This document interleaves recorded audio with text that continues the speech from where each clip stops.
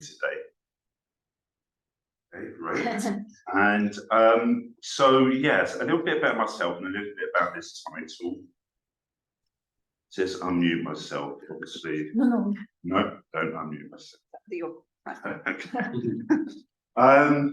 So yeah, Christopher Shaw. I was until September. I was head of research at Climate Outreach, based in Cowley Road. I'd worked there for 8 years, and so I left there in September, which is when the book I'm going to be talking about was published. And that was kind of my plan, was to sort of draw a line under that work, which was specifically about public engagement, about psychology, and about climate communication, and to explore more, which has always been my first focus, around the language around climate change and how the way we talk about this issue shapes what it's possible to imagine that we might do and how we might be in the world. So the work I did, I was a mature student, I was 40 years old when I did my PhD, and there I was interested in how we'd arrived at the idea of being arrived at that 2 degrees was a dangerous limit for climate change. So it just felt too much warming for me to be like the boundary between safe and dangerous. And not just how that was arrived at, because I'm not a climate scientist, but how that idea was sort of reproduced in the public sphere and legitimated in the public sphere. And so that interest has extended to the ways that we talk about net zero, and we talk about our future in 2050. So the book that I'm going to talk about, I'm going to talk for about 20 minutes today, and there'll be about 5-10 minutes in the book. I want to sort of answer the so what question that research always begs, and for me is the interesting part of research, especially around climate change. I mean, it's not just enough to get lots of citations, but how do we actually make change in the world? So that's why I'll be ready for 2050. The claim I'm going to make in this talk is that the way we talk about, the way we represent life in 2050, and here I've got quite a UK focus, doesn't accurately represent the risks that we are going to face in 2050. And the premise is, or the question is, well, how can all societies organise to cope with those risks effectively without shared understanding of those risks? So that's kind of what I'm going to explore today. I don't have the answers to that, but it's kind of, I guess, laying out a research agenda that I'm keen to pursue. So climate paralysis, and again, here in the book, I was drawing from the work of people like Mark Fisher, who wrote the book Capitalist Realism. And I'm sure we're all familiar with the saying, it's quite a cliche, it's easier to imagine the end of the world than it is to imagine the end of capitalism. So like it's, and the end of what? I would in my talk and in the book, I use the terms liberalism, capitalism, modernity in kind of interchangeable ways, because they're very fluid ideas with fuzzy boundaries around them. So many of the concepts are that we have to use. So when I learned at Climate Outreach, and you can look at the surveys yourself, there's high levels of concern about climate change. Everyone's worried about climate change. No one wants this future that it seems we're heading towards, but here we all ask for shuffling mutely towards it. So how is it within the most kind of advanced, in theory, society, civilizations across the West? How is it that it's still possible to, that it's easier to imagine the end of the world than it is to sort of imagine the end of capitalism? Why is it, and I don't think that tension is properly elaborated in much of what we talk about. One would say is that our 2050 imaginaries kind of offer us the best of both worlds. You know, we can have it all in it. So this isn't, I must just sort of get background. I'm a research associate at the University of Sussex. But that's, this isn't like a University of Sussex research program this has come out of. So I'm not speaking for the University of Sussex in this piece of work and in this writing this book. And the other work I'm doing at the moment, which is relevant to what I'm going to talk about, is I'm a consultant for a project based at the University of Bristol called Salient. So that project is work, so half that work, perhaps a bit more than half, is working with climate scientists to generate new projections of impacts in the Southern Africa region and to improve the granularity of those projections. The work I'm doing is like, how do we make that science, that new science, usable, relevant, and accessible to climate service users and decision makers in the Southern Africa region? And it kind of speaks to the issues I'm going to hopefully cover today. So that's a bit of background. I'm going to start basically with the, I guess, my conclusion in a sense. So I'm repeating myself a bit here, so excuse me, but what I want to, I didn't really explore this in the book. My ideas in the book, I ran into the sound a bit towards the end about what do we do about this critique I've offered so well. And it's only really afterwards and reflecting, having stepped away a bit from the book and the full-time work, that the so what question is coming into some kind of clarity around that. So yeah, so the net zero narratives, the imagery, the vision, the language we use doesn't accurately represent what life in 2050 is going to be like. And as I said before, if we are going to adapt to those life in 2050 at 1.5 C, and if we are the most successful, the most optimistic scenario available to us at the moment is to limit warming sufficiently that we don't go above 1.5 degrees. So it's like a 66% probability, I think. So none of the science that I've seen says life in 2050 is going to be like in that top picture. And a lot of the, well, virtually all of the imagery around 2050 will show a world unchanged. It's a world free of conflict. It's a world that's kind of reached this 2050 utopia without any conflict or disturbance. The only really real difference between life today and life in 2050 in those representations is the distant hills will have some wind turbines on them, and the roofs have some solar panels. Now, the other extreme, this is Lahaina in Hawaii, which a town I'm sure we're all familiar with, was kind of burnt to the ground through as a result of wildfires in 2023. It's just one of a number of extreme weather events and climate impacts that have dominated news in 2023. Now, I'm not saying the whole world in 2050 is going to be burnt to a crisp. I'm not using the image to represent that, but it is to make 2 points. So I think those points are, if our stories of 2050 are not realistic, there's a couple of things happen. You get this divide opening up between the techno-optimists, the kind of eco-modernists, where it's going to be like that in 2050. And then you have what are called doomers, or on the other side, you've got this there's this gap. No one's speaking about, probably the reality will be somewhere between the two. But those stories aren't really being told in the mainstream. And so that, as I say, that is a challenge in terms of if we don't have the understanding to organise effective responses. I mean, who is it who's going to suffer from poor adaptation to the impacts we know are coming already here? It'll be the poorest, it'll be the most marginalised, it'll be the most vulnerable, as it always is. So there's an ethical driver for this.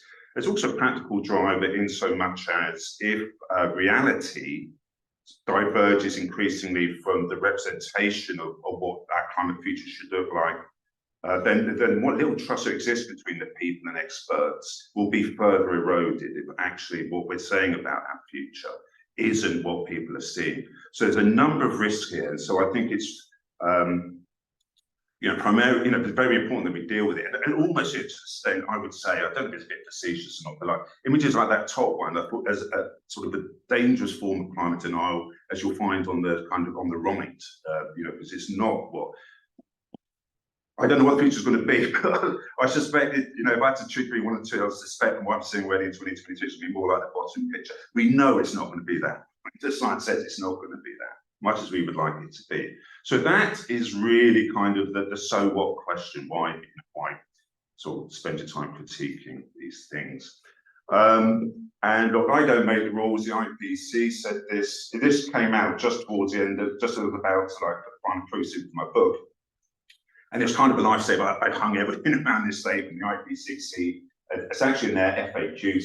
But look, when it's saying, I'll look to this, sorry, because there's a kind of like box in that script. But fundamental changes to worldviews, ideologies, social structures, political and economic systems, and power relationships. And so that's from the IPCC. And in 2023, we've heard a lot of climate scientists recently expressing kind of shock and surprise and dismay at the speed at which climate change's impacts are accelerating, intensifying. I think the World Meteorological Association just yesterday reported that still a record increase in 2023 in emissions, in atmospheric concentration of carbon dioxide, and they say they see no end in sight to this rising trend. So for those reasons, I'm of this, I agree with that statement. I agree with that IPCC statement. I think that's what's needed. Of course, all the work that's been done here around energy change is a vital part of it. But what the work I've done is looked at, is argued, and others have argued, just quotes them really, sort of sitting on the shoulders of giants. But that often this technological narrative, this targets narrative, is almost like a substitute for the political conversations that we keep refusing to have, but which, according, if we take on board what the IPCC says here, are absolutely necessary for building a meaningful and effective response to the changes that are coming. So the point that I make in the book is that our understanding of climate change that we work with today emerged out of Cold War Western global institutions from the global north, from the second half of the 20th century. And people like Moscovici and others in the early 60s came up with this concept of anchoring. So when we encounter a new phenomenon, how do we make sense of that, the unfamiliar? Well, we ground in what's already known and familiar to us. So the argument I make in the book is that our understanding of climate change that informs our activities and policies today emerged from those institutions, was aligned with the interests, the knowledge, the worldviews, the ideologies of those institutions. This sort of an act of control. It requires, like, it's like a global gaze. You need all that infrastructure to be able to measure what's happening in the world in terms of carbon emissions and impacts. So it's very mechanized, very industrialized, very much born of the global north, vision to dominate the world through measurement and through military institutions that are very important. And we're still stuck with that, right? And so then we have these tensions of actually the climate's unraveling much faster than we thought, recognizing the issues of the need to decolonize the research agenda. There's a lot of pressures coming to play now on that framework that has brought us to this point. And so I use the term liberalism here. I mean, in the book, I'm to try and get into definitions of liberalism, but I'm talking about, what I'm going to talk about now is a form of climate liberalism. So I'm going to move into talk about the book in the fight. And the point I should make is when this global targets regime emerged, and there's a number of documents that are key to this in the 1990s from the German Global Change Advisory or something like this. WBGU is the acronym of the institution. They did 3 or 4 reports in the 1990s, out of which emerged the idea that 2 degrees is the dangerous limit when you compromise across all the other different issues at play there.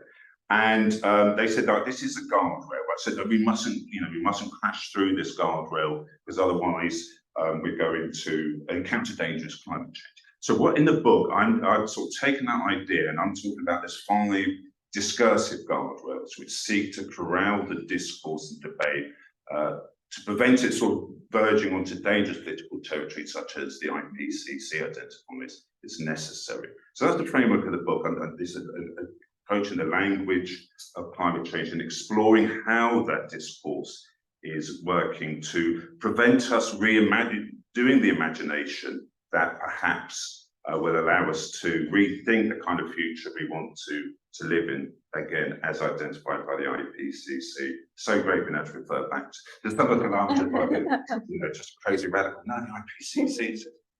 Thank you. Right. So what are those guidelines?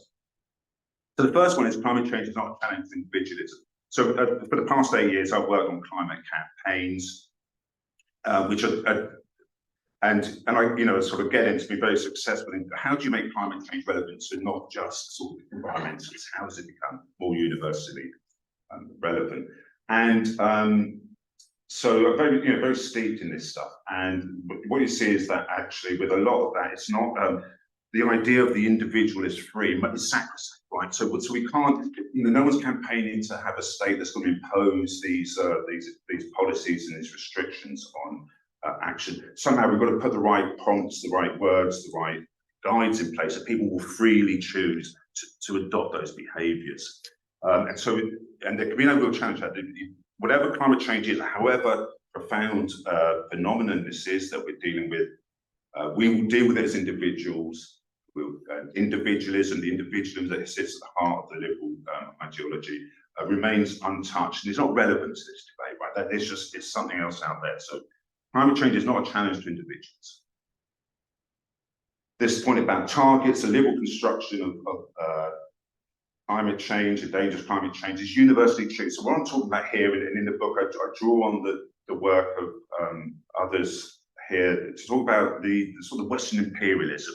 How has the West sustained control over the rest of the world? How do we ensure that climate change isn't sort of a challenge to this? And we can see this already, right? It was 2 degrees, it's 1.5 degrees. Well, it is still 2 degrees. I think it's got changed to, but hopefully we'll do 1.5. I think still the target says it's 2 degrees, but we'll start to get to 1.5. Whatever, it's basically the harms that will arise from that will be felt more severely by the poorest and most vulnerable. We know that anyway. I mean, that's nothing new. But it's also, I think it feeds into this imperialism of the Western, the global North, the liberal ideology that all the world must be remade in our image, and what is right for us is right for the rest of the world. And we can see all sorts. The world is kind of the history is populated with interventions and other activities that sought to sustain that. And I think this is just another way in which liberalism is legitimated in the face of a crisis for which I would suggest liberalism has no answers, not at least as we sit here today. So it's not a historical phenomenon. What do I mean by a historical phenomenon? So, we might look at, say, feudalism, then went to capitalism, and then, from a Marxist perspective, then go to communism. But it's those kinds of really profound changes in how we react to each other, how we reproduce ourselves, how the work we do feeds us, sustains us, our relationship to the natural world. None of that historical change is not necessary. And again, you don't see that represented in the stories of 2050. It's the same kind of social relations we have today, the same distribution of access to resources and exposure to harms. So it's not a political issue, it's not a historical issue, it's primarily an issue of emissions and 1.5C and net zero and all these other terms that don't mean a lot to ordinary people. But the goal is to, again, act as a kind of guardrail, say, but go up to, this far, but no further. And I think what's really important, what really kind of piqued my interest on this, or I felt was made it important, is when I first started working at Climate Outreach, when I first started being concerned about climate change in around about 91, no one was really talking about it. Right? If someone was to mention climate change, I must meet this person. Who is this other person who's concerned? And now many more people are entering this space, and so lots of local authorities, lots of businesses, lots of institutions like universities are talking about net zero, are telling stories about what they're doing for net zero and sustainability, etc. So as more and more people come into this debate, become aware of it, then these guardrails become more important, in both in constraining the debate, shaping what people think is possible to imagine and what is possible to think about. And as I say, one of those things it's not really relevant to think about onto these guardrails is the possibility of historical change. I came across this image. I'll tell you what appealed to me about this image. I remember reading a quote, and it was in a previous book I wrote that I'd said it, but he was talking about, I think his granddad had gone to the World's Fair in 1930 or 1939, and when he went, he got a badge and it said, "I've seen the future." And what he talked about with that badge was like how it makes us very passive spectators of the future. I've seen the future is what it decided for me. This is what it looks like. People cleverer than me have worked it out. And so the thing about the technology, of course, technologies, again, it's like a term like liberalism, etc. Very difficult to define. But one of the issues I think with the technologies, here I draw on the work of people like Jacques Ellul and other philosophers like technological determinists. And so it's quite a cynical attitude to technology in so much as it says that it constrains what it's possible to feel. The progress is technological rather than, say, political or spiritual. It's not about those elements, but progress is real. But it is through the technologies we have that we make the world a better place and how we'll solve climate change. And it's like a supernatural perhaps, or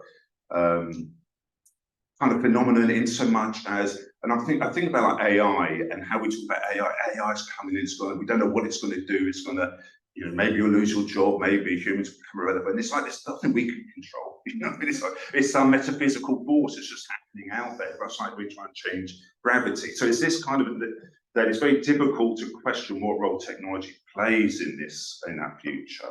And in the absence of that, then we see this deference to X and all sorts of carbon capture and storage and other ways. And you see these stories, if you Google, will XXX save the planet or save us from climate change, and all sorts of things will come up, different ways of avoiding those difficult choices and changes and challenges that the IPCC identifies.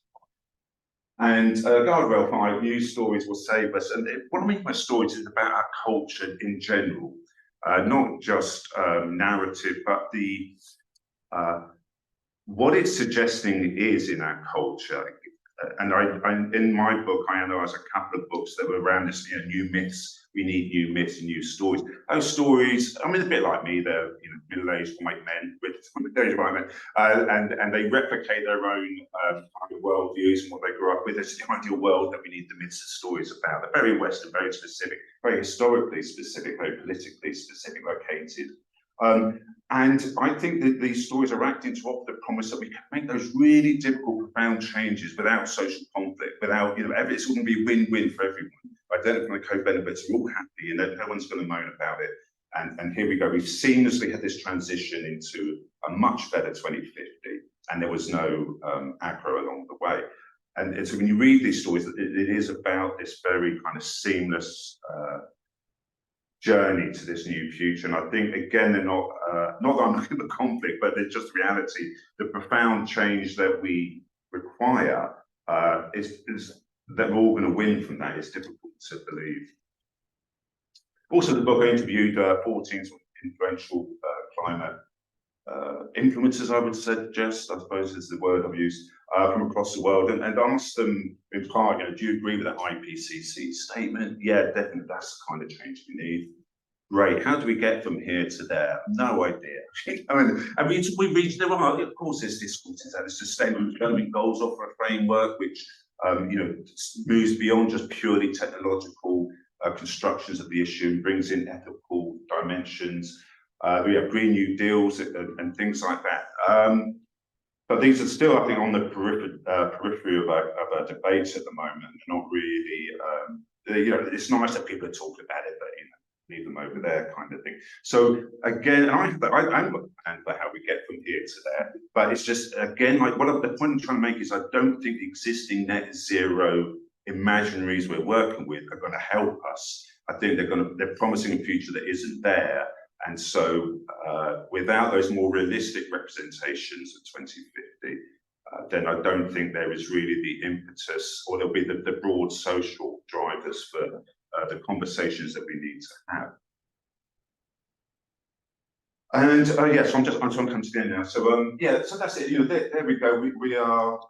These are the kinds of images. And I tell you what, I don't think it's a conspiracy theory. Well, I think what happens is every organisation, there'll be someone there. Right, we've got net zero 2050 goals.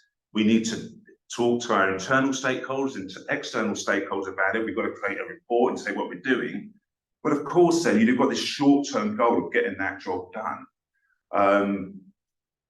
And so, why would you well, actually, don't be like that. We need to think differently. I think, the long-term vision is not really supported by our existing kind of ways we go about our work and social relations. And so there's this, there's just this constraint on the people that are producing these outputs around net zero to kind of promise these visions, to frame, to anchor them in what is already familiar and known. And so I think we end up, as I say, with set resources and imaginaries that don't help us. And so this is what I'm trying to do. So I'm exploring, reaching out to people and seeing if there's a way to start building the work, doing the work of reimagining what 2050 looks like, much more closely aligned with the climate science, but also tested with the public and working with various stakeholders so that we can, I think, get to a better idea, better representation, truthful representation of the world we're moving into. And that's me. Thanks very much.